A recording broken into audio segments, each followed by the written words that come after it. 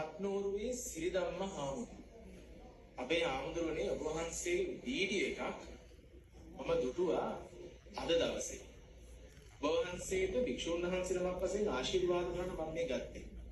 මම විවිධ පුද්ගලයන්ගේ විවිධ ගුණ වර්ණනා කිරීම බලාපොරොත්තු වෙන්නේ නැහැ. ඔබ වහන්සේ ගංගසිරිපුර අපේ පඬිත හාමුදුරුවෝ සමග කරපු පුංචි වීඩියෝ එකක් මම දැක්කා.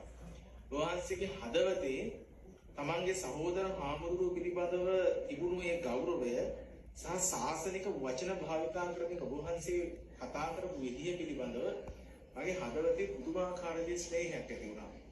අපේ පඬිත හාමුදුරනේ ඔබ වහන්සේට ආශිර්වාද කරන්න. ඔබ වහන්සේට තවදුරටත් චිරහත් කාලයක් මේ සම්බුද්ධ ශාසනයේ යෙහෙන් රකින්නට වාසනාව ලැබෙන්නට ආශිර්වාද කරන්න භික්ෂුන් වහන්සේ නමක් වශයෙන් මම ඔබ වහන්සේට මේ සුභාශිංසන පණිවිඩය තියන්නටයි මේ වීඩියෝ කරන්නේ. බලන්නකො මේ වීඩියෝ එක. මම මගේ හදවතින්ම හාමුදුරුවන්ට ආශිර්වාද කරනවා. මං කියන බණ පදයක් ගන්න හන්තාන වගේ තව තැන් 100ක් මේකේ හැදෙන්න ඕන ලංකාවේ. කෝටි ගාණක් තරුණ තරුණියන්ගේ අනාගතයේ අභියෝග ජය ගන්න පුළුවන් පෞරුෂත්වයකින් හැබි පිරිසක් බිහි කරන්න නොමග යන පිරිස ඇදලා අරගෙන කොටින්ම සමාජ මාධ්‍ය ගැන කියනකොට මතක් වෙන්නේ හන්තාන හාමුදුරුවනේ. ඒ නිසා සමාජ මාධ්‍ය භාවිතයේ තුලින් අවභාවිතා වෙන්නේ නැතුව කොහොමද ජීවිතය හදාගන්නේ කියන එක උගන්වන්න රාජ්‍යයකට බැරි වුණා, ආණ්ඩුවකට බැරි වුණා. නමුත් ඒක හාමුදුරුවෝ කරනවා. ඒ නිසා මේ වෑයම හුදෙක් මේ සසුනත් සමාජයත් ලංකාවත් මිනිස්සුන්ගේ සුගතිය වෙනුවෙන් මිසක්කම් කාගේවත් කොන්ත්‍රාත් එකක් නෙමෙයි. හාමුදුරුවෝ සද්භාවයෙන් කරන කටයුත්තක් කියන එක හොඳටම පැහැදිලි.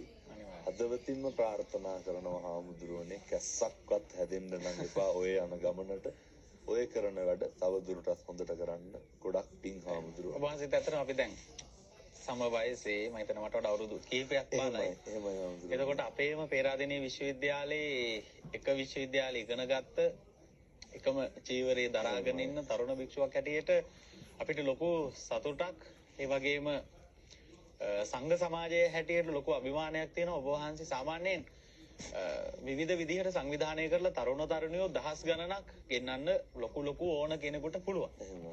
හැබැයි ඔබ වහන්සේ මේ ආයාසයෙන් කරන දෙයක් නෙවෙයි.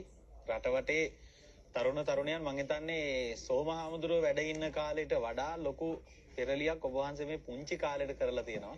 ඉතින් මේක මේ විදිහටම මොන බාධකාවක් විවිධ විදිහට චෝදනා ඉස්සරහට එයි. තව ගිහි පැවිදි දෙපාර්ශවයෙන්ම විවිධ අභියෝගයේ ඒ කිසිම අභියෝගයකදී නොසැලී නොබියව මේ ශාසනයේ චිරස්ථිතිය වෙනුවෙන් ඔබ වහන්සේගේ මේ ලබා දෙන අමිල දායකත්වය ඉදිරියටත් ওই විදිහට ලබා දෙන්න තරුණ භික්ෂුවක් හැටියට ඔබ වහන්සේ පසුපසින් අපිත් සදාකාලිකව ඔබ වහන්සේගේ මේ ගමන තුළ ඉන්නවා කියලා හදවතින්ම මතක් කරගන්න. ගොඩක් පිං හාමුදුරුවනේ. අපේ කප්නෝරුවේ පඬිත හාමුදුරුවෝ කියලා කියන්නේ මේ සම්බුද්ධ ශාසනයට එකතු වෙච්ච මහා ශ්‍රේෂ්ඨ තරුණ යතිවරයෙක්. ඔබ වහන්සේ බුද්ධ ශාසනයේ බබළුවමින් ගමින් ගමට පුදුමාකාර විදිහේ තමන්ගේ ශාස්ත්‍රීය ඥානය ධර්ම ඥානය ලෝකෙට පතුරවනවා. වගේම ඔබ වහන්සේගේ නිහතමානීත්වය සහ ඔබ වහන්සේගේ අවංකභාවය අපේ පඬිත හාමුදුරුවෝ මම අද දවසේ දැක්කා. ඒ අපි ගංගසිරිපුර පඬිත හාමුදුරන් වහන්සේ සමගින් සිදු කරපු සංවාදය තුළ ඔබ වහන්සේ උන්වහන්සේට එහෙමයි අපේ හාමුදුරුවනේ කියමි පුදුම ගෞරවාන්විත බවකින් සම්වයසේ මිතුරන් දෙනෙක්වත් ඒ ශාසනික සම්ප්‍රදායන් අනුගමනය කරමින් ඒ කප්නෝරුවේ හාමුදුරුවෝ උන්වහන්සේට කරන ලද ඒ බැඳීම මිත්‍රත්වයේ සහ ඒ වහන්සේගේ වදන් තුල අපගේ හදවත තුල පුදුම විදිහේ ආදරයක් ස්නේහයක් ඔබ වහන්සේට ඇති වුණා.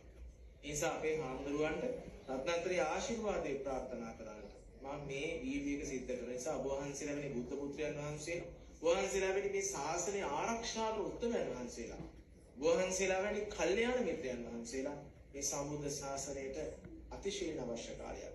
ඒ නිසා රත්නත්‍රි ආශිර්වාදේ අපේ ආශිර්වාදේ සතර දළදා වහන්සේලාගේ ආශිර්වාදේ ජයශ්‍රී මහ බෝධිහාමුදුරන්ගේ ආශිර්වාදේ අපේ කත්නෝරුවේ පඬිත හාමුදුරුවෝ වහන්සේ ප්‍රාර්ථනා කරනවා. වහන්සේගේ වාග් විලාසය තුළ තිබෙනවා ඊටාම ගැඹුරු බවක්, ඒ වගේම හරි හරවත් බවක්, ඒ වගේම ඊටාමත්ම ලගන්නා සුළු බවක්. මෙන්න හදවතට කතා කරන බව. ඒ හදවතට කතා කරන සුළු ලගන්නා සුළු ගාම්භීර වූ ධර්මය කියා දෙන සුළු ගැඹුරු හදවත තුලින් මේ සම්බුද්ධ ශාසනය අපේ බෞද්ධ පින්නතුන්ව එකණු කරන්නට ඔවුන්ගේ ධර්මාවබෝධය තවදුරටත් වර්ධනය කරන්නට අපේ හාමුදුරුවන්ට අත්‍යන්ත ආශිර්වාදයෙන් තිබුණා කියන මේ සුභාශිංසනය කරන්නටයි අපි